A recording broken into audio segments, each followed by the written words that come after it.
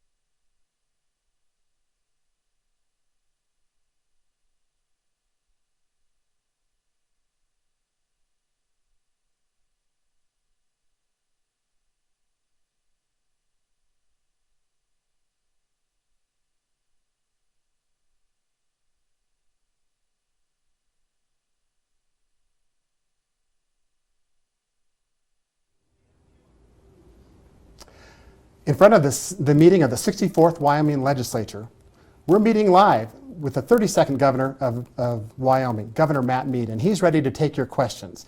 It's all next on Capitol Outlook Live.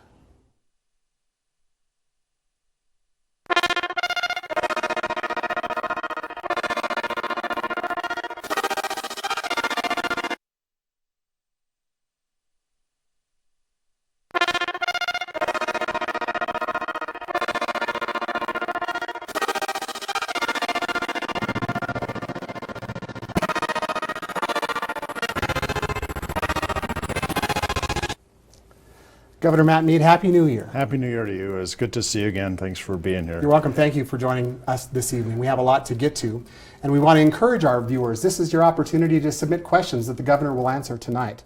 You can do it a couple ways. You can dial the phone, 800-495-9788. That number's on your screen. We encourage you to call early. That'll give you a better opportunity to make sure the governor can hear your question. Or you can email the questions to govmead@wyomingpbs.org. That email address is on your screen as well.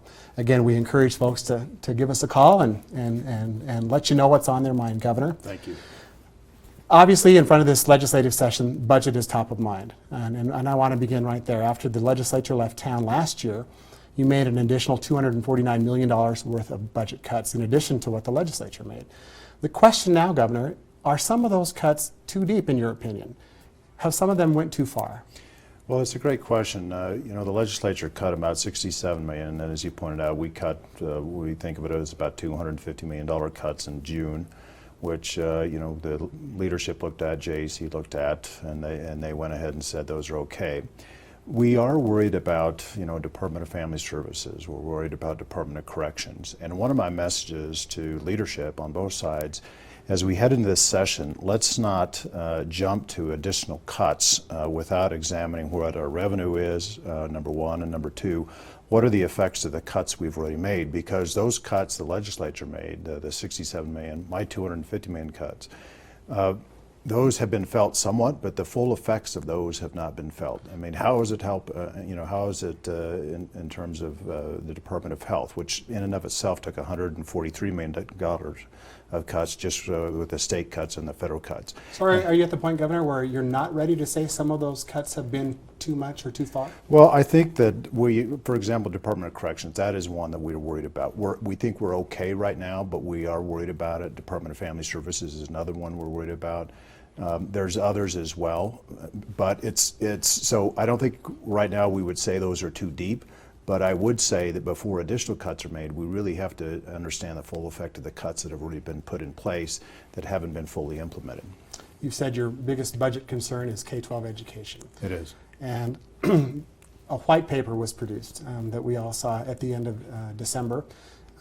There were just a few days really available to comment on that. Off camera, you told me you've received hundreds of comments. Governor, there were issues on the cutting side for education and issues on the revenue side. Are you ready to support any one of those recommendations on either side that were given in that white paper? Well, as you know, last session I asked, this issue, K through 12, it's not a new issue, and I asked that we put together a group that could go out and get public involvement in this question, because I think it's such a huge issue. There is a fiscal crisis in terms of K-12 education. That be put together, because we need to talk to the school boards and the teachers and the parents. It needs to be a statewide discussion. While that has not been done, I think the legislature has worked. I think the select committee that put together that white paper, I don't think they did it just to sort of have a short timing in between Christmas and January 4th. I think they were trying to do it in preparation of the session. But we didn't receive the comments. I think LSO received just short of 600 comments in a relatively short period of time, which to me shows the great level of interest in getting this right. And so as we head into the session, I do think we have to make some cuts this session in education, but I also think before we try to solve it just in this session, I think the bigger picture and the bigger issues should be resolved after we have time to talk to the school boards and the teachers and the parents about what we do, because there's the revenue side and there's the cut side. And while we, the legislature and myself, obviously will make the best decisions possible, without that input, we're not going to be able to make the best decisions. And it's going to be hard, whatever decisions we make, and people won't like them. All the more reason to have the public involvement between now and next session to resolve the greater part of that issue. We're talking shortfalls of billions of dollars. And Governor, my question is that the white paper talks about maybe an increased number of mills for education, taxing health and services, increased state sales tax. Are you saying tonight, Governor, you're not at the point yet really to recommend additional revenues to help solve this education crisis? I'm not at that point, and partly because I don't want to circumvent what I'm recommending, which is that I think before we have that discussion and make those decisions, we need the public's involvement. We need to hear from the teachers. Well, whatever the issue is in education, we want to hear from them. Having said that, I think the white paper was important, because while those folks who put that out aren't necessarily endorsing any of those, I think they did a good job of saying here is sort of a menu of options that we need to be looking at. I don't think it's an exclusive list, but I think it's a very important list that they put together. And to just say we're going to raise revenue with a mill levy, I don't think that in of itself is looking at the big picture. These all connect together, and I think we need a broader discussion on it. Having said that, I do think because the problem is so big, we have sort of stopgap this biennium, but as we look at the next biennium, it's $360 to $400 million shortage per year, and so we've got to make sure that we begin the process of making at least some cuts this session. So we haven't identified, and I want to be careful on saying this is how we're going to go, because I think this is what the legislative session is for, and that's what the public involvement is for. A lot of things on the cut side that have been discussed. District consolidation, greater student-teacher ratios, all of those types of things. What is the best way during a session then for the public to have input if in fact the comments on this white paper ended yesterday? Well, I think the comments, the January 4th was the deadline, but that doesn't really stop the public from commenting. I think they can still make those comments with their individual legislators, to the JEC, and to the legislature as a whole about their concern. They can still email and call, and they do, and I know the legislators appreciate that. But this is the time to be engaged in that. But I think we need a more systematic approach between now and next session to make sure that we don't leave short that opportunity for that teacher or that parent to comment from whatever town they live in Wyoming, of how it affects their kids, how it may affect their job. I think it's an important issue, and we need to make sure we give more than 1 week period of time for public comment. You've contemplated cuts, Governor. The basic question then becomes is what about quality And are you concerned? Have you thought about that? Will our quality suffer Well, as these cuts that you contemplated maybe? Yeah, come to fruition? and I think that's part of the reason, as I've had meetings with superintendents and individual teachers, that's one of the things they point out is if you cut here, for example, this is how it's going to affect our ability to provide education for kids. We hear the same from parents. But as we look at, say, the 2005-2006 biennium period, the funding level, foundation funding level was about $1.5 billion. It is about $2.9 billion. There's about a 91% increase in that time period and only about a 12% increase in the number of students. We have significantly increased the funding to education over that period of time. And we also see, just the recent report, Wyoming ranks 7th in terms of quality education by one report.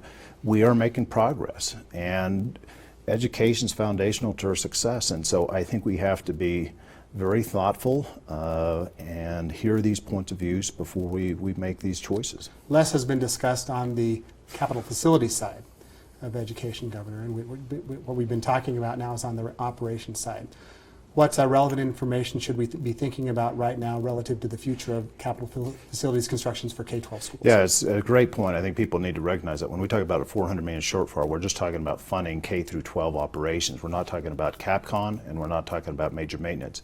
Major maintenance, we're looking at about $60 million right now. We have built, in a certain time period, about $3 billion worth of new schools. It would be very short-sighted for us to not invest in major maintenance and take care of that investment. We want those to be 50-year schools.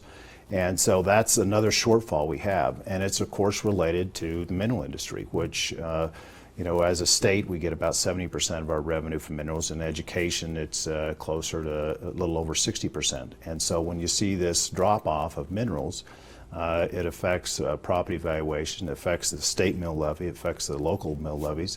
And so I think the legislature in the white paper call it sort of a double whammy, and I think that is a good description because it's not going to just affect the funding model in terms of operation, but major maintenance and the ability to build new schools, particularly where there's a need because of additional students. Let's turn our attention a little bit more to the economy in general.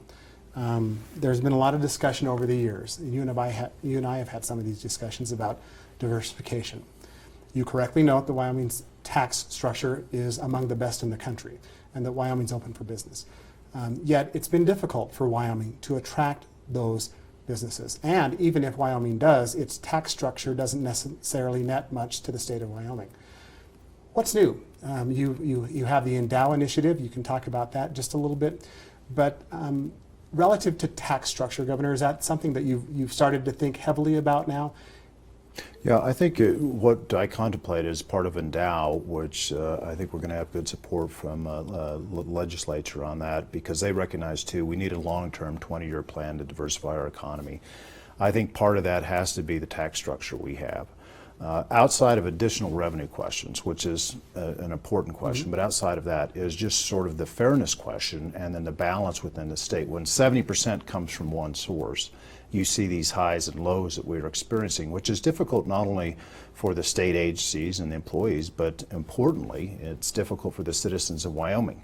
Are we going to build that new road or not? Are we going to fund education or not? And as we want to attract new businesses and diversify our economy, we need not only adequate funding, we need the predictability of that funding, that we are stable over a long period of time rather than these highs and lows. And so I think as we look at diversifying our economy, that how we tax those new companies that come in, how we tax the companies that are here should all be looked at.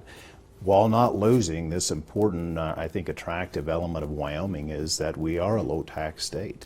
But can we diversify that tax base? And, Tax 2000, the Taxpayers Association, the mineral companies, others have always talked about we've got to do a better job broadening that tax base. You commented, too, on the need for a workforce that can support business that may or may not want to, or that may want to relocate in Wyoming.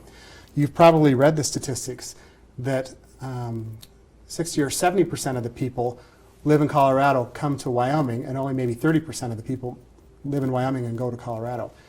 Do we have the metropolitan areas that millennials want Do we have that development? Are you hearing that from people who want to locate here? Do we have what a workforce wants and needs to really develop our economy in towns other than maybe Cheyenne or Casper? You know, it's a great question. Just before the end of the year, I was having conversations with a company that was very interested in Wyoming and another state, and they ultimately chose another state. And workforce, I understand, was the deciding factor. They loved everything about Wyoming, except they were concerned about having enough people to supply the workforce that they needed. You can't work your way out of a small population, and small population is partly why many of us love Wyoming, but it does hurt on these recruitments of these large businesses. But I point to Magpool, for example, which was originally supposed to have less than 100 employees and now has, as last number I heard, over 300, and they are very satisfied with the workforce. Of that 300, only 6 come from Colorado. So we have the skill, and we have certainly the work ethic. The question is just, do we have the numbers? And so, you know, our Wyoming Grown program to bring more Wyoming people who've moved out of the state back to Wyoming, that's part of the equation. Also part of it is, again, diversification, because people aren't going to come just to provide us a population. It's those young people who are interested in, you know, whether it is a bike trail or a recreation center. Those are the things that I hear from companies that have moved here and are doing well. How about healthcare and air service? Healthcare, I'll get to those in a minute. But you know, the quality of life issue is a big issue, because we had a company that brought employees from California. They love Wyoming, but as they say on the weekends, what are our kids doing? That's a concern for them. Healthcare, I think we've talked about this in the past. You cannot have a donut hole of healthcare and expect to attract businesses. In addition to that, you're going to have a hard time keeping the businesses that are here. I've said it. It's probably a simplistic example, but if hey, we want you to move here, and in January at 10 below, if your kids break their arm, you got to drive 50 miles in a snowstorm. That's really not a good sale to those parents. And so healthcare is definitely an issue. Air service, as you know, we've provided minimum revenue guarantees to different airports in the state, trying to stimulate that. There's not an easy solution for that, but I am in favor of that, and I think we need to keep that going, because we do see select few airports in the state doing fairly well, but it's something that we have to continue to focus on, because I hear from a company, for example, in Gillette, that has worldwide manufacturing that they do, and people don't fly into Gillette, they say. They fly into Rapid City and drive, and that is not what they want for their customers. And so air service, healthcare, quality of life, those are all issues that companies look at. They don't just look at, hey, you have low taxes, you've reduced your rules and regulations, and you've got great work ethic in your citizens. They want to know about the whole picture. That's what we're competing against with other states. Are there any initiatives in this coming legislative session that you are aware of that might help with any of those topics that you've just identified? Well, I think as just part of the budget, you know, aeronautics is always an issue, MRGs, but there's not any additional money that I've asked for that. But I think excitingly, we've worked with state parks and recreations to form this coalition on an outdoor recreation opportunity, which I think will not only help stimulate in terms of diversifying and expanding that industry, but I also think that adds to that quality of life issue. Healthcare, of course, we're not sure where we are in healthcare, because Obamacare has been promised by President-elect Trump to go away early on in office. And you know, where does that leave Medicaid expansion? Where does it leave the ACA? What is the new healthcare package going to look like? But it is, you know, for the reason that I supported Medicaid expansion, we have to make sure that the citizens of Wyoming have access to adequate health care. And to that extent, I believe you've taken now a wait-and-see approach relative to certainly with Medicaid expansion. But you've recognized how that can impact health care. Yeah. By dollars not flowing back to Wyoming physicians, healthcare providers, contract service providers, et cetera. Yeah, it's how can it be improved? Well, it's as I said when I asked for the Medicaid expansion last session, we're sending a lot of money that would be coming into Wyoming to another state. Mm-hmm. And at this time, that's just not a good decision in my mind. On top of that, we're reducing the opportunity for our citizens to have good health care. The wait-and-see approach is because if we say we're going to expand Medicaid, And that's where we start off in the session. And then, late January, Trump gets in and says that's all gone. I don't think we've accomplished anything. So I do think we have to wait and see what President-elect Trump does. I know Senator Enzi and Senator Barrasso are working hard on that issue to try to get it right fit. I met with Director Forsland yesterday, and one of the challenges we think for Wyoming and other rural states is we need to be treated differently than large metropolitan states. We face different challenges than they do, just in terms of distances, in terms of number of healthcare providers. And in fact, we've lost, I think, since the ACA, I think we've lost 14 health insurance providers. We now have 2 in the state. One is operational, one is not really even selling a product now. Those are challenges in a rural state, and in terms of population, we are the most rural state, and so we want to make sure we get that right. And so we're eager to work with our delegation, of course, and the Trump administration, make sure they recognize we are a different state than New York and California, and we want to have the flexibility to do it right in a rural state. You've talked about President-elect Trump. You were a supporter of his election process. How surprised were you, Governor, that he actually won? Oh, I knew it all the time. No, I was surprised. I think the people that I talked to were surprised by that as well. Have you visited with him since his election? I visited with his team and his son. They were talking to me about different Washington posts, and but I've not talked to the president-elect since the election. What turned you off, or what made you not want to serve in his administration? Well, one is, I was elected, I asked for this job. I've got 2 years left, and I wanted to live up to that commitment. 2 is, while the interior position is incredibly important to the West and Wyoming, I had the family discussion, and it's as I've said before. I mean, the number one titles for me are dad and husband, and my boy said, "Dad, don't do it," and that was the end of the discussion. So. I want to remind our callers, they can give us a call right now at 1-800-495-9788. We've had a tremendous response already with callers that are asking questions, and we'll get to many of those. You can call too, and also you can email us at govmead@wyomingpbs.org with your questions, and our staff at our studios in Wyoming PBS will get those to us as we go. Governor, here are some of those questions, and it comes back to budget. It comes back to the question that people wonder all the time. What's the stabilization account for? What is the rainy day fund account for? We've talked about establishing what the policy is, and still no one knows. Yeah. Well, as you know, I spent considerable time in my state estate last year trying to say to the legislature, we need a policy on that is objective, that is predictable, that the public can look at that. We have roughly a little less than $1.6 billion in that account. In my budget, I've asked for what is currently earnings off of interest, that if I don't get for my budget, it'll grow the rainy day fund. And I don't think the public is going to have an appreciation that we're making cuts and at the same time we're growing savings for a rainy day, because it is raining now. It's clearly raining now. And we can agree or disagree of X dollars should be spent at a LSRA, and we already have spent some, and that's a fact. But people also want to know what stimulates that. What is it just a whim of a governor? Is it a whim of a current legislature? Or is it when you're down in revenue X percent? Is it when you have unemployment at this rate? Is it a combination of things? And I think those objective criteria are important, not only to help the public at large to understand the rainy day fund, but also for the legislature as well. Because when it's at a time now when it's clearly raining, I'm asking for additional funds out of the rainy day fund. And some of the legislatures say, no more rainy day fund. And the public's rightfully ask, well, what is it for? And what are the criteria as to when it is used? And how are we investing it? Are we investing it in foreign companies that are helping somebody else make a living off our money? Or are we investing it in Wyoming, in our roads, in our schools?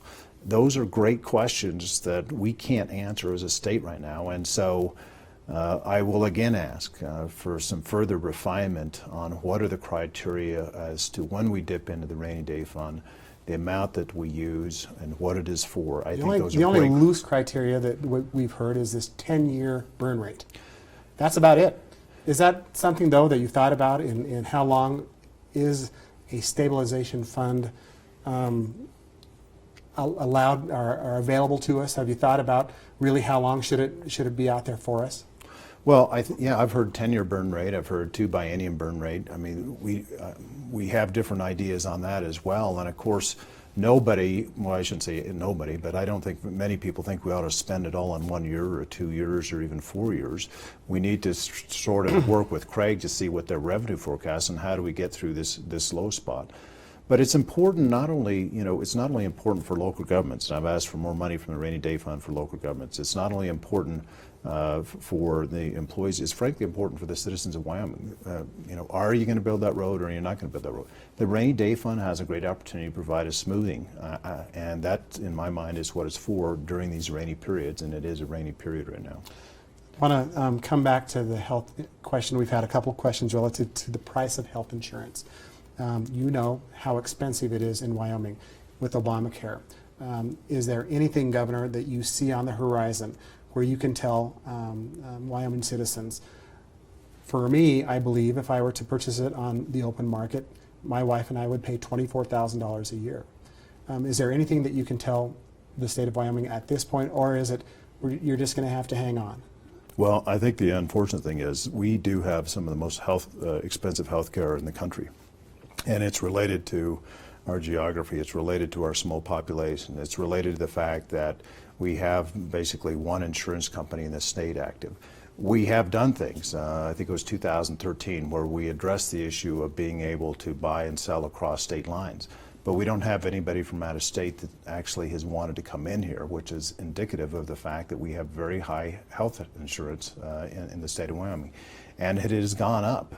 And, like you, I have a friend who's, got a convenience store and reports that their employees is $1,200 a month for insurance, which is, for the wages they make, that about takes everything. Mm-hmm. And so it's not sustainable as it is. So this thought of continuing subsidies to help people, continuing things like allowing your children to stay on your policy until they turn 26, do you believe that that's necessary to anything in the future? If you would communicate to Senator Barrasso or to Senator Enzi that those are 3 things, like have been voiced by the President-elect, are important? I think the issue of pre-existing conditions that's in Obamacare, no lifetime cap that's in there, to be able to have your kids on your policy, I think it's till age 26. These are things that I think a lot of people like about the ACA. And when you say you're going to get rid of the ACA, there were some things that were already existent that were taken into the ACA. And so I think they're going to have to look at it with a scalpel and which ones they take out. To eliminate it all is going to eliminate some things that I think people are in favor of. And so, yes, certainly those would be discussions that we would want to have with the delegation. Governor, we've had several other questions. What are your thoughts on guns in schools? If you're offered a bill that allows teachers to carry guns in schools, what would you do? Well, this has come up in sort of different iterations. One is, I would point out that I think we were recently recognized as the state that per capita has more guns than any other state. We are proudly a gun state. We have as part of our laws that hunting is a right. I am trying to stimulate the shooting sports by having the Governor's Cup that we're going to have next year, to have more public ranges.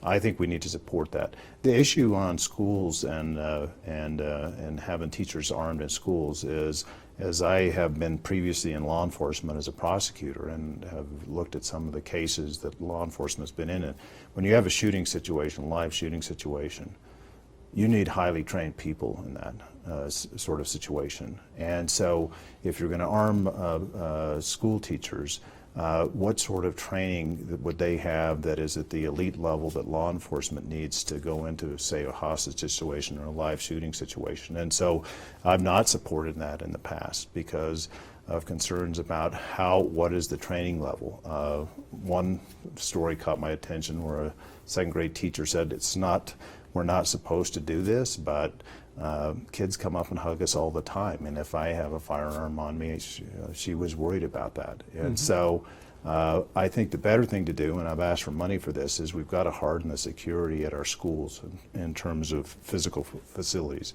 We've got to provide training, as we've tried to do for the state, of what you do as in an active shooting situation, which we've started that training this last year that we're offering to as many people as possible.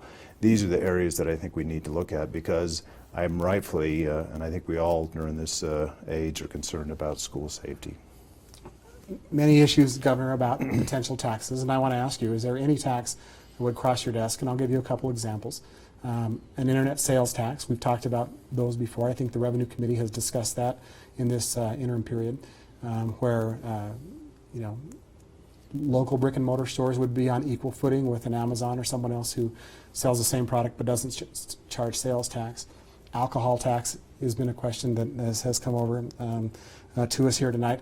Are you at the point where you would support any sort of taxes in this session?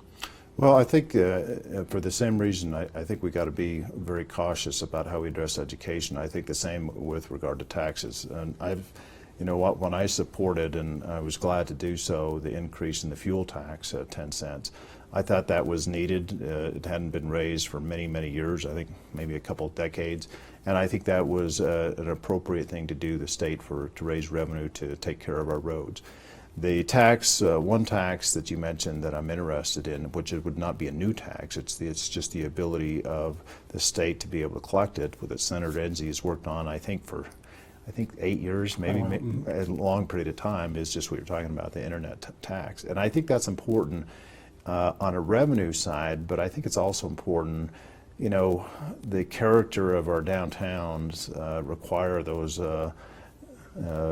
small businesses to do well and to be on equal footing with companies like Amazon. And what you see Amazon doing is, in some states, I think they just recently announced in Utah, they're going to voluntarily start that process. The state of South Dakota went ahead and just said, this is the law, we're going to do it. It's being challenged now, but I think that is an appropriate thing, certainly for the state of Wyoming to look at, because those small businesses, not just in our downtowns, but particularly in our downtowns, it's important for them to be on equal footing, absolutely. You've talked often, Governor, about your support for funding for cities and counties. This question came from Laramie County, and this gentleman thanks you for all that you do. And can we expect the same $110 million for counties in the future? Well, I think this session, of course, one of the discussions have is, are they going to reduce what we've already appropriated to towns and counties, which I think would be a horrible mistake. And in fact, I've asked for an additional $5 million for towns and counties for emergency mineral grants, because the legislature has given authority for that. They just didn't fund it, and I think that needs to be funded.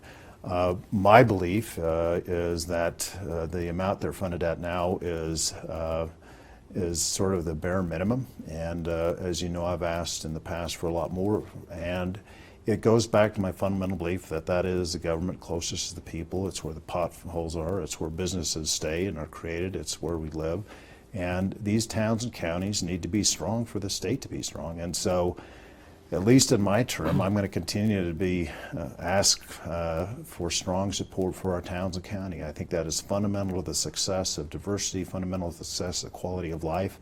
And as you saw last session, my hopes on local funding are beyond what the legislature's point of view is, but that's okay. I'll keep advocating for that. Governor, I want to remind our viewers we're about halfway through our conversation, and there is still time to send questions for Governor Mead. He'll be happy to answer them, and I'll be happy to ask them. 800-495-9788 is that phone number. We have operators ready to take your call. Or you can email those to govmead@wyomingpbs.org, and we encourage you to do so. Governor, in August, you were a speaker at the Sovereign Wealth Forum organized by the State Treasurer's Office. And I think one of the things that we learned, and the State Treasurer learned, and others learned, is that not just for Wyoming, but certainly for the Middle East and maybe the entire world, that there's potential that a portion of our mineral assets will become landlocked, that we won't be able to mine them for a variety of reasons, whether it's markets, whether it's environmental concerns. There were lots of reasons that could impact that. Have you started to contemplate what that might mean for Wyoming, that we might end up leaving some of our minerals in the ground and have to move forward from that? Yeah, I think, and this isn't necessarily the heart of your question. I mean, we already see that. I mean, there's already land pieces that are taken offline. Some we agree with, some we don't agree with. I think yours is a broader question, just in the changing nature of energy. Sure. Are we going to be leaving these? I just read a report that the great opportunity for the United States to be energy independent in a relatively short period of time.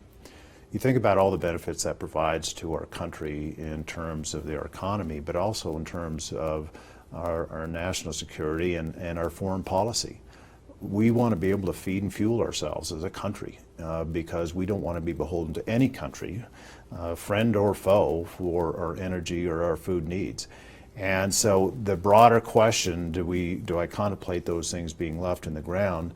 We certainly know that some want to do that, but I don't see that as good for the state or good for the country. I think we can continue to responsibly develop those. And when you talk about hundreds of years of coal in the Powder River Basin, when you talk about the tremendous amount of oil that we can get through advanced technology and well stimulation, and all the benefits it brings, I think that would be a shame if that is where our state or country go. Now, things do change over a long period of time, but as I see the today and the future in many years to come, I think we need to continue to develop those resources in a responsible way, as Wyoming has a great track record of doing. I have a question that's come across, Governor. Is there any news relative to the export of Wyoming coal and the ability for the state to do that?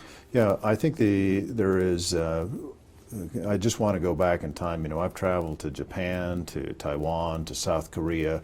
There is a great interest, not just in coal, but in Wyoming coal. Had the same discussion in India last year. How do we get it from Wyoming to these countries, of course, is the question, and we have to be able to have the opportunity to export off the West Coast. I think the highest likelihood of success on that in the short term is the Millennium Port in the state of Washington. They have gone through a lot of hoops. I think that they're anticipating their EIS work be done early spring, maybe June of next year, and then it goes to the county permitting process. The county in which Longview's in is in favor of this, and so they've spent a lot of money and a lot of time cleaning up a ugly site to make this happen, and I think that will happen. It's not going to be enough in and of itself to address the problems with coal. We need to be able to export that coal, but we also need rules and regulations that have an appreciation for the value of coal to this country, to our state, and frankly, the ability to supply that energy to the world. Where do you want your coal from? Do you want it produced in countries that are not as environmentally conscious as the United States, or do you want it produced in a state like Wyoming, where from reclamation to safety, we have a great track record? Governor, we've had a couple of questions sent to us relative to discrimination. And this question from a viewer, do you believe, support, or advocate anti-discrimination laws, additional laws, I believe this viewer is asking about, for LGBT community as a meaningful outreach to encourage economic development in the state of Wyoming? Yeah, it's as you go out and recruit companies, say you recruit company A and it's a very big company. They may have gay, lesbian people that work for them, and they want to know that they're come to a state where they're not going to be discriminated against based upon their sexual preference. And today, do you think they would be? I don't see that as a practical matter. I don't see that, and I know I'm in a different position. I don't think I'm going to walk in a room and see that. But I just don't. I don't think that. You haven't heard about that. I haven't heard about that, I guess. But I think that the notion that we want to make sure that we're all God's children, and that that brilliant engineer who happens to be gay feels welcome working in the state of Wyoming. Governor, a caller said that I interrupted you when you were talking about how budget cuts have already been felt, and I apologize if I did so, and wants a little more explanation from your perspective about cuts that have went too deep, and maybe some more specifics about those. Well, I'll give a couple. At the Department of Corrections, they have a burn rate there. They have not filled a number of positions. You mean a turnover rate? Well, they have a turnover rate, but they have a burn rate of the money that they have. Okay. Mm-hmm. They have a turnover rate, but they also have a number of vacant positions that they have not filled. They have not filled those in an attempt to save money. But in order to meet the needs of the safety concerns of the inmates and the staff, they're spending a lot of overtime for those people. And so we're watching that, and unlike previous years when you're watching a budget week by week or month by month, you're very tight. So that's one area where I'm concerned. Developmentally disabled population and the advocates for those folks, we have certainly heard from them that they are concerned that the cuts have gone too deep. In terms of just money, new money, one of the requests I asked for was contingent money for Title 25. Our burn rate on Title 25 is currently way behind, and we're very concerned about that. Is that a reflection of mental health services that are available to the state? It's partly a reflection of that. It's partly a reflection of just the system that we have. We changed the law before I came into office, where it used to be that you're a danger to yourself or others, you're a danger to yourself or others, or have the inability to care for yourself. And that's not an exact quote, but that's the language. So that has added a lot to the terms of the population. But one of the things we face, and this is the reality, is somebody will be involuntarily committed to the hospital, and through medication and help they will get well for a period of time, but they may be unemployed, and then they go to a homeless shelter where they're no longer getting the medication. And so what happens is they have another episode where they're not well, and they go back to the hospital, and so you have that revolving. We also see, in particular in 3 counties, where we've seen significant increases in Title 25. Part of the solution certainly is improving the state hospital, how we're using the state hospital. Director Forgen will tell you that we're not using the state hospital as we should, and we need to address that through the facilities and the planning that we are doing now. And that relates to the Life Resource Center. We've got people perhaps that are not in the right facility. Duly diagnosed folks, perhaps? Well, dual diagnosed, that's one of the issues. And then, of course, the other issue, in the Life Resource Center, no more than 50% of your population can be Medicaid for a mental illness. And if you go over that and you go into the disabled population, then you're going to be in trouble with the feds. And so what I think the vision of the task force has worked very hard at this, and Director Forsland, is we want to make sure we're using the facilities the way they should be used. We're not long-term caring people who shouldn't be long-term care in the state hospital, and that we have an opportunity to have services across the state. Governor, I'd like to talk about the University of Wyoming. You're the father of a new freshman at the University of Wyoming. How's that going for you? It's going great for her. I don't think How about for you and what? Mrs. Mead? I'm pretty mushy on it. I miss having her around. I miss those little dinner table conversations, her and her brother arguing about something I don't even know about, but it's charming to Carol and I. So we're very happy, and of course thrilled as a parent and as governor that while she had choices of other schools, she was dead set on UW. Governor, 2 or 3 points that I want to talk about the University of Wyoming. Coach Bowl signed a new contract after a successful season. What, if any, role did you play in that decision to offer Coach Bowl a new contract? I wasn't involved in negotiations, but I urged the people at UW to make sure that we kept him there, because obviously he had a successful season. But I was a fan of Coach Bowl before this season, because I saw early on when I met him, and he and I traveled over to Nebraska and met Coach Osborne about their program and what it would mean not only for football athletes, but athletics in general, and for the student population at UW.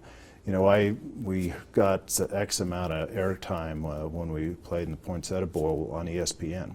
You can't buy that advertising time for UW. That is very valuable at the University of Wyoming. And so I think Coach Bowl not only obviously knows the X's and O's and blocking and tackling, but he is holding those kids accountable. I know for a fact 2 years ago, it was his first year, he was getting ready for homecoming, and one of his star football players didn't make curfew. And he told me, he said, I'm going to have to bench him. And that is the coach he is. And he reaches out to families. He is a guy that is not only raising some good football players, but more importantly, good students and good citizens. So I'm a big fan of his. Still, Governor, the university has had budget cuts just like other state agencies, $35 million last year.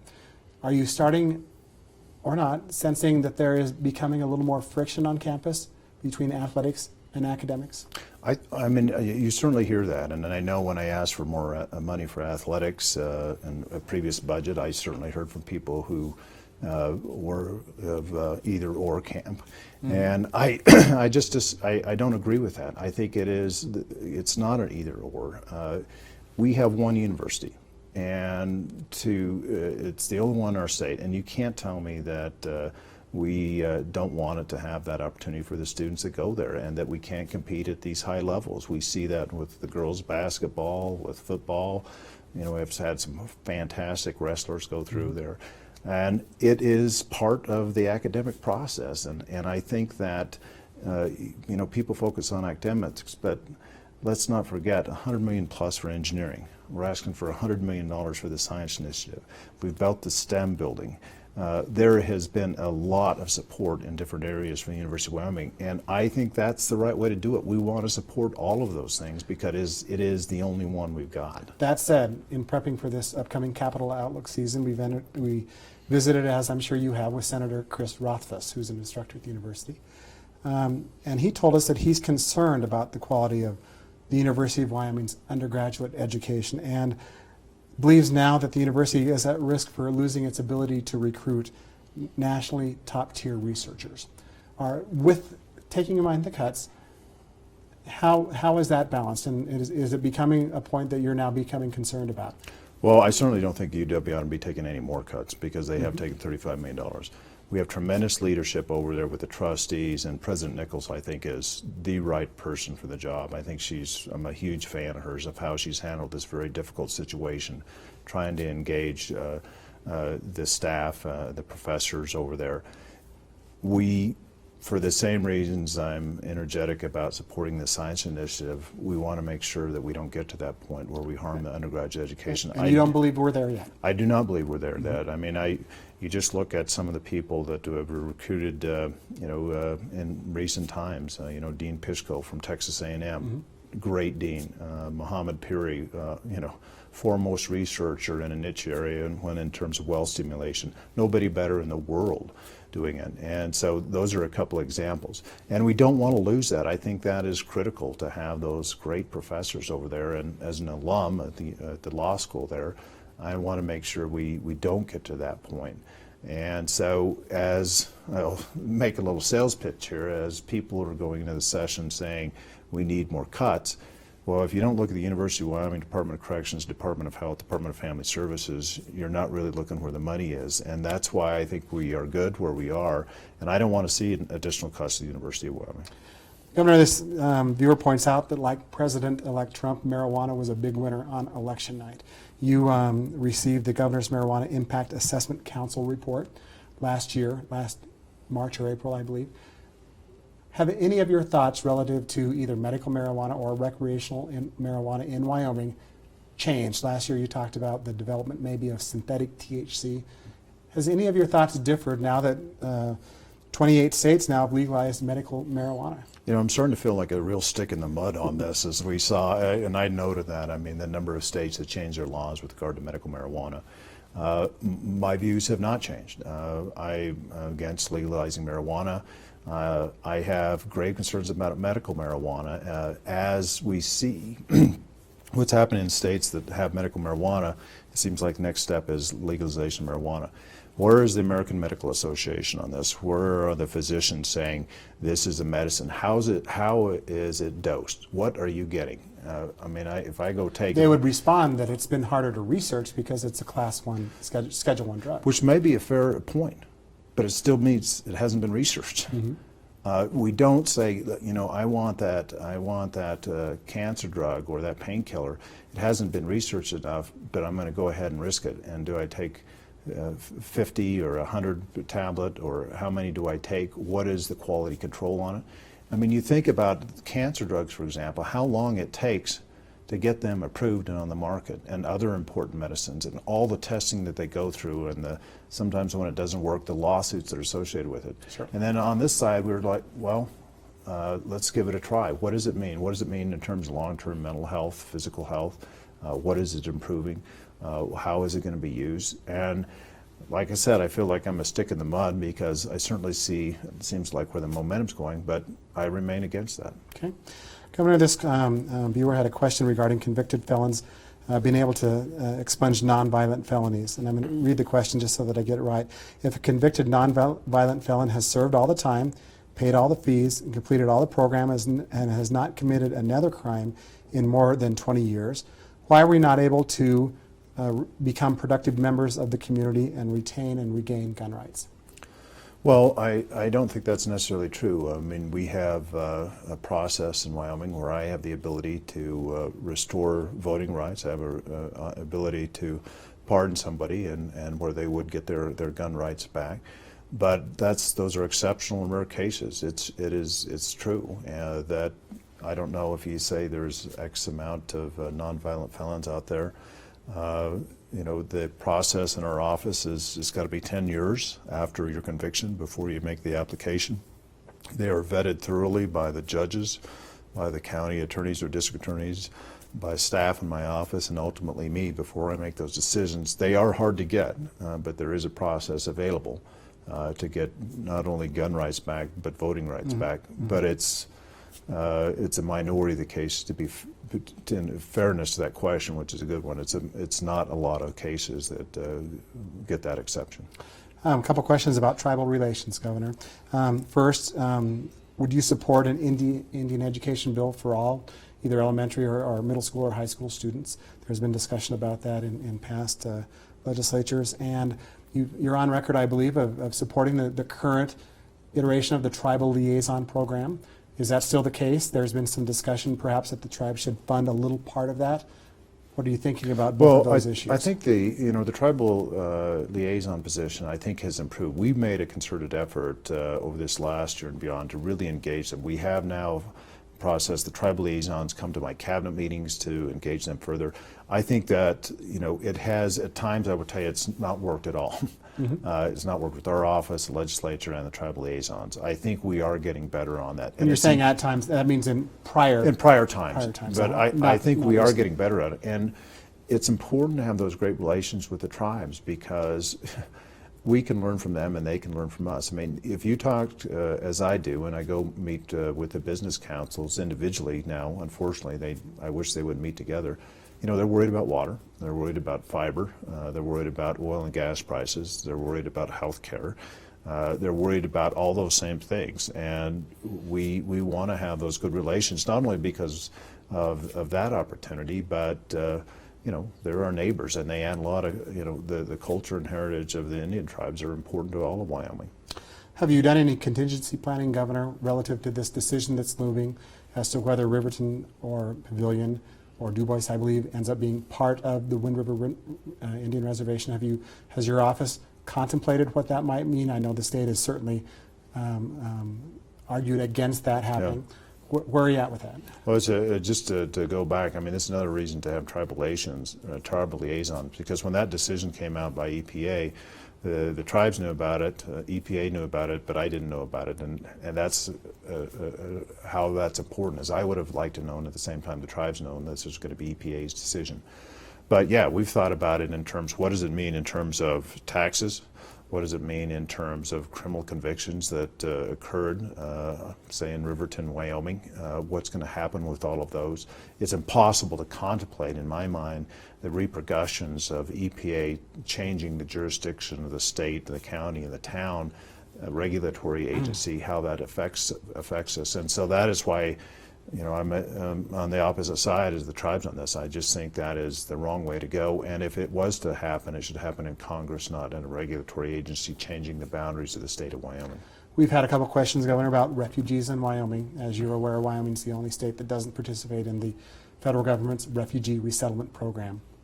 And in fact, there was a bill that was presented. I don't believe that it was brought to the floor from Representative Reeder last year. We participated in a discussion, a live discussion from Heart Mountain about refugees, et cetera. His bill would have stripped you of some of your power to, on your own, have the state or negotiate with the State Department to allow that to occur. Have you had any thoughts about that? Whether or not Wyoming should move forward and participate in that process, or is that something you're not interested in? Well, one of the concerns I have of being the only state that doesn't have a refugee program is we don't get the same information that states that have a program do.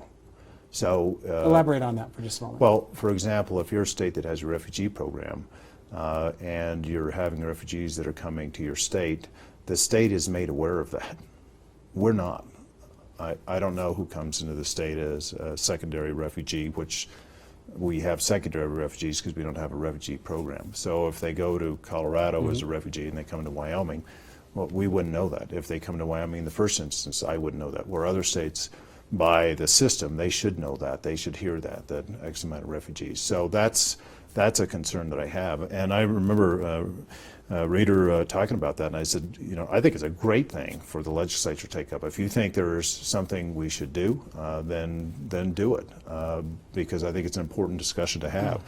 What I still, you know, we still occasionally get calls. We hear there's, 5,000 refugees at some place in Wyoming, which is not true. But we are flying blind here to an extent, because if refugees come to the state of Wyoming, we would not be made aware of them through the federal government. Governor, a lot of questions relative to your position on this potential proposed constitutional amendment for state lands, relative to federal lands, excuse me. What are your thoughts about that?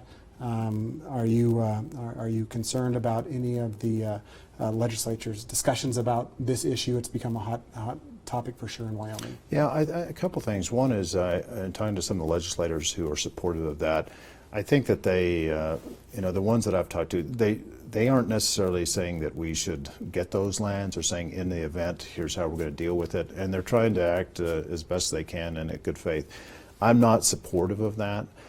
For a couple of reasons. One, I've had 2 attorney generals look at just the legal side of that.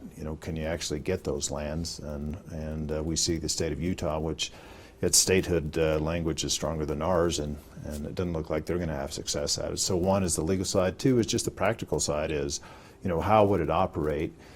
3 is, I think the way to look at this, which I have proposed, is, we make an assumption that if we get this, if this 10,000 acre plot is controlled by the state, that we could do a better way. I said, let's try it out in a cooperative fashion with the federal government, get baseline data, see where we are, and after 20 years, is the water better, the air better, the soil better, the habitat, the wildlife better? But to wholesale just say that we're going to take those federal lands, I would just tell you this: we are budget constrained right now, and you talked about the billions behind education. If we had that 10,000 acres of federal ground right now that was given to the state, 2 years ago as a hypothetical example, what could we sell that for to get out of this hole? And what would be the temptation to sell that to get out of this hole? And as I try to promote, shooting sports, outdoor recreation, I think we need to look at public lands in a different way, which is they are an asset we have that other states don't have. The challenge, why people are interested in doing this, is we get so frustrated with the way the federal government handles them. And that's the frustration, that's the problem, and that's where I think we ought to be focusing on it, is better federal regulation. And that is where our frustration comes from. Governor, we have just about 30 seconds left. To use a sports metaphor, you're really in the 4th quarter now of your service. Are there any initiatives that you've thought about that you're going to run out of time, that you're just not going to be able to accomplish? Well, we really want to get a good start on Dow, but it will not, that's a 20-year plan. We've done 2 iterations of the energy strategy. We're not going to get all those initiatives done, and that's by design. I wanted it to be overly ambitious because I wanted to live, have a continuity into the next administration. But, we in the staff talk about, we got 2 years. And this is the time to double down on everything to get as much done as we can, because at the end of the day, we're in the business of trying to make Wyoming the best place possible. State of Wyoming still strong, Governor? Wyoming is still strong, absolutely. It's a pleasure to visit with you, Governor Mead. I sincerely appreciate that, and I know that our viewers do too. Thank you for joining us. Happy New Year to you. Thank you. We just want to remind our viewers that Capital Outlook begins Friday, January 13th. We'll look forward, Governor, to probably seeing you at the end of the legislative session. Thank you so much for joining us today. Thank you very much. Thanks for having me on.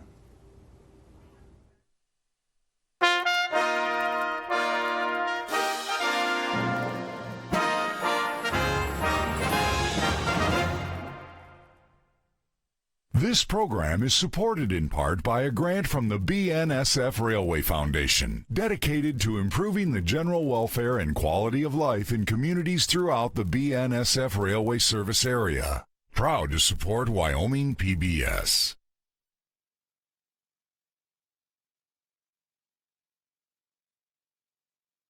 That's going to happen quick. Sorry you gotta have a late night, but I appreciate you all coming here. Is your son